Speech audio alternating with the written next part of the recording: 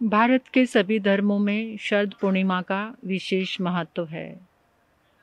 शरद पूर्णिमा किस तरह से मनाएं, इसकी विशेष आराधना कैसे करें, तो उसके विषय में हम थोड़ा सा जानते हैं। पहले तो ये जानना है कि शरद पूर्णिमा 6 को मनाएं या 7 अक्टूबर को मनाएं। वैसे तो 6 अक्टूबर को 12:24 पर शरद पूर्णिमा प्रारंभ हो रही है और 7 तारीख को सुबह 9:16 तक शरद पूर्णिमा रहेगी।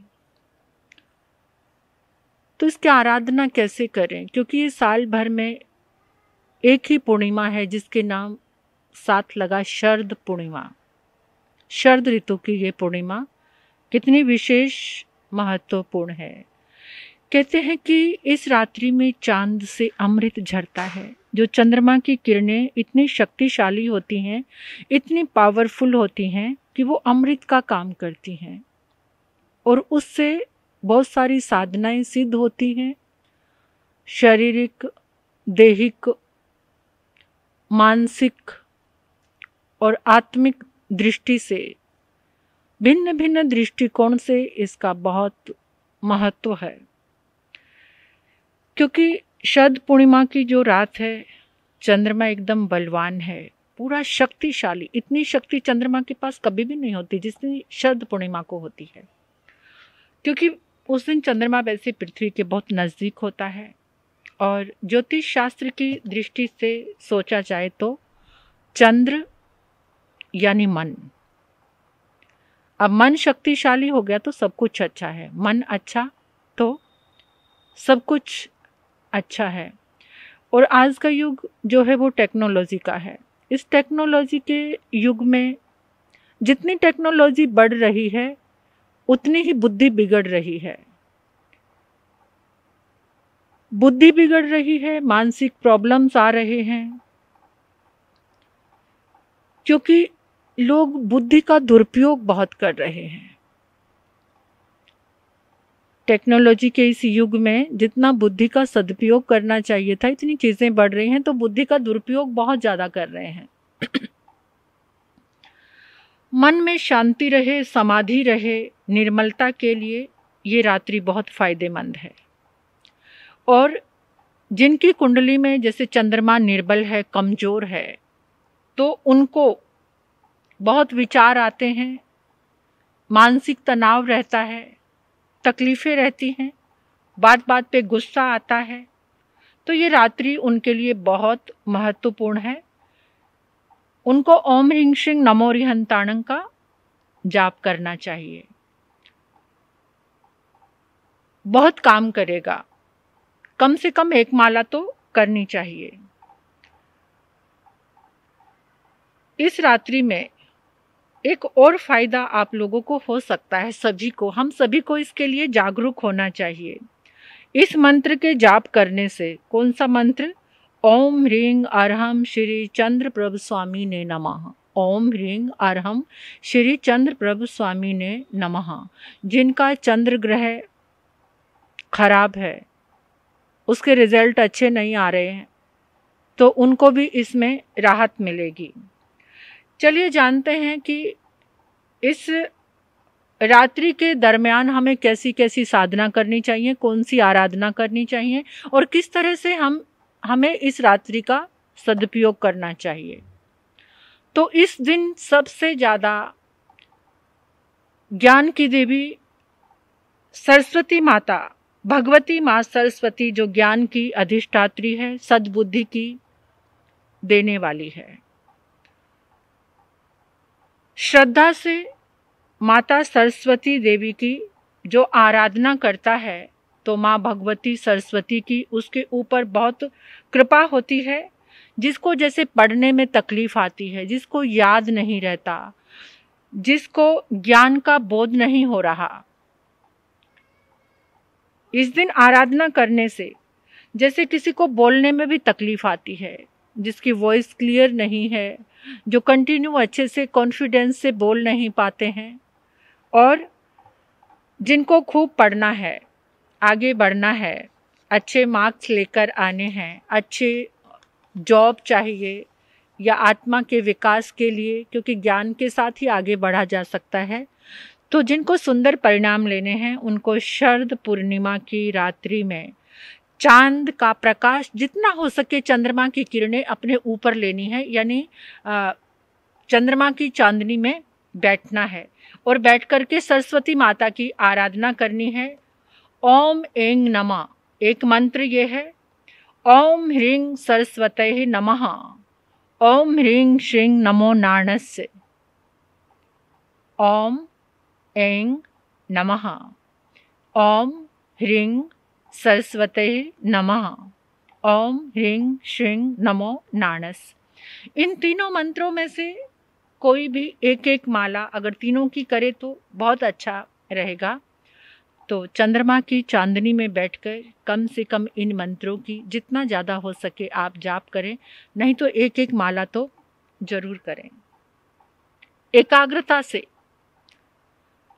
चंद्रमा के को सामने देखकर कुछ देर के लिए चंद्रमा का, उनकी किरणों का मेडिटेशन करें। जैसे एक टक से चंद्रमा की ओर देखना और कंटिन्यू देखते रहना, जितनी देर भी देख सकते हैं। फिर आंखें बंद कर लें, फिर मेडिटेशन करें, फिर कुछ जितने समय तक आप उन किरणों को आंखें बंद करके फील करें, फिर उसके बाद फिर आंखें खोल करके चंद्रमा को देखें।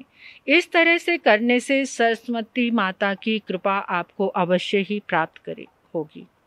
नमोथुणंग की आराधना, जैसे किसी को बहुत क्रोध आता है तो इस रात्रि में बैठकर उनको नमोथुणंग की आराधना जरूर करनी चाहिए। शक्र स्तव नमोथुणंग 9 बार, 27 बार, 36 बार या फिर 54 या फिर एक माला पूरी, जिनके अंदर एकाग्रता है उनको बैठकर करनी चाहिए। इससे मन के भावों में निर्मलता बढ़ेगी। आप देखेंगे कि आपका मन शक्तिशाली हो रहा है। शांति, साता, समाधि इस मंत्र जाप से आपको अवश्य ही मिलेगी। शरद पूर्णिमा की रात्रि को बहुत सारे रोगों का ट्रीटमेंट होता है चंद्रमा की चांदनी से।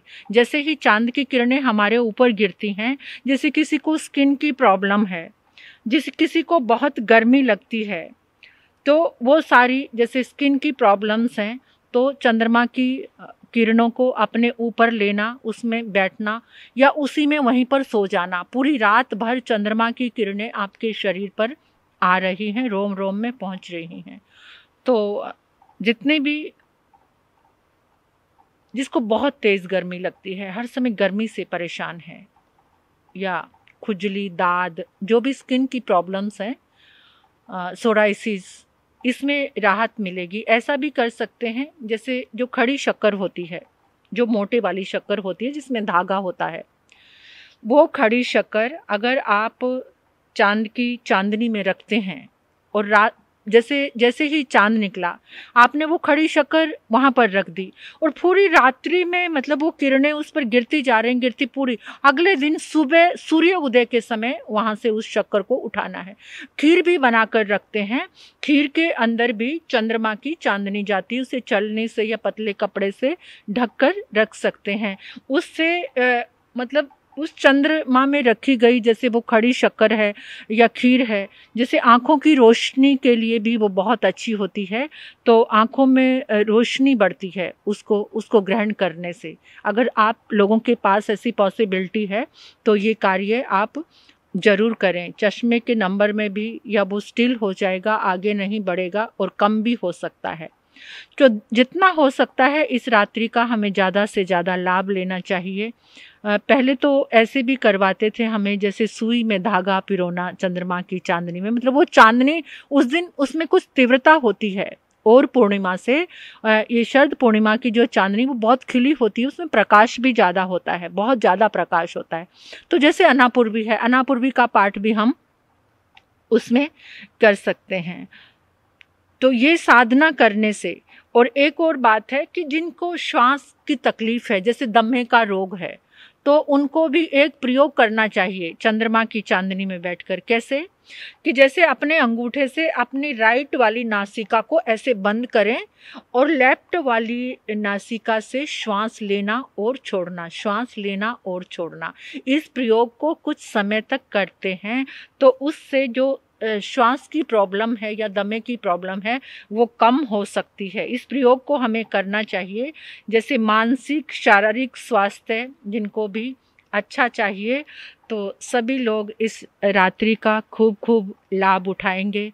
आजकल तो लोगों को मोबाइल से फुर्सत नहीं है, लेकिन पहले समय हम लोग भी मतलब कुछ साल पहले ऐसे करते थे कि पूरी रात्रि में सब श्राविकाएं, बहनें, बेटियां आते थे तो वहाँ सामूहिक जाप कराते थे और उस समय उसको मतलब धर्म रात्रि जागरण होता था। ये ऐसा हमारा चलता था बहुत समय। पर आजकल सबके पास, सब लोग कहते कि समय नहीं है, फुर्सत ही नहीं है, मोबाइल चलाने की बहुत फुर्सत है जहाँ पूरी एनर्जी वेस्ट हो रही है। तो शरद पूर्णिमा के लिए हमें जागरूक होना है। हो सके तो यथा योग्य आपको तप भी करना चाहिए इस दिन। एकाशना करें, आइम्बिल करें, उपवास करें। और चौबीहारी उपवास बहुत लाभकारी होता है क्योंकि इस दिन पानी की ज़रूरत नहीं होती। नेचुरल चंद्रमा धरती के बहुत नज़दीक है। हमारे शरीर पर जो किरणें आ रही हैं अपने आप ही पानी की कमी पूरी हो सकती है। और एक और जिनको अपना चंद्रमा स्ट्रॉन्ग रखना है तो शरद पूर्णिमा को आपको पानी ज़्यादा नहीं गिराना, कपड़े नहीं धोना, वस्त्र नहीं धोना, स्नान भी जो आपको करना है बहुत कम पानी में करना। यानी जितना आप पानी का कम उपयोग करेंगे उतना ही आपका चंद्रमा स्ट्रॉन्ग रहेगा। तो इसलिए ये धार्मिक आराधनाएं हैं और सब धर्मों में इसकी बहुत बढ़ चढ़कर सत्यनारायण की कथा की जाती है। और जैन, हमारे जैन शासन में तो आता है कि इस दिन पांचों पांडवों ने भी कितने ही मुनियों के साथ अनशन करके सिद्ध पद को प्राप्त किया था शरद पूर्णिमा के दिन। ऐसा भी एक कथानक आता है। तो ये पूर्णिमा बहुत ज़्यादा मंगलकारी है, लाभकारी है। वंचित मत रहना, इसका लाभ जरूर उठाना। आप सभी का भला हो, कल्याण हो, मंगल हो। शरद पूर्णिमा की बहुत बहुत बधाइयाँ आप सभी के लिए।